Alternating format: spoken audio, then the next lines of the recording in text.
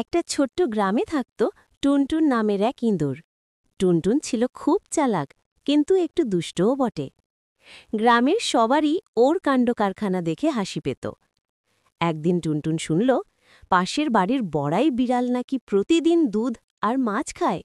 সে ভাবল, এই সুযোগে একটু মাছ চুরি করে খাই না কেন। রাতে টুনটুন চুপি চুপি বড়াই বিড়ালের ঘরে ঢুকল।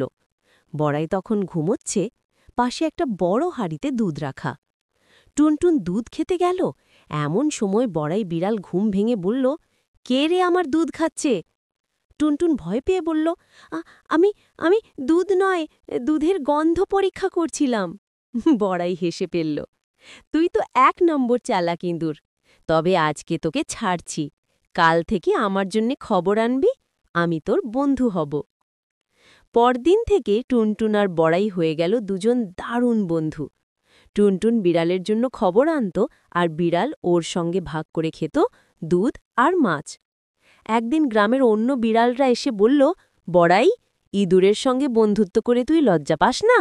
বড়াই হেসে উত্তর দিল, বন্ধুত্বে ছোট বড় কিছু নেই, ভালো মন থাকলেই বড় বন্ধু হওয়া যায়। তারপর থেকে গ্রামে কেউ আর কাউকে ভয় দেখাত না। সবাই একসাথে খেলত, খেত আর হাসত। টুনটুন আর বড়াই হয়ে গেল গ্রামের সবচেয়ে জনপ্রিয় জুটি।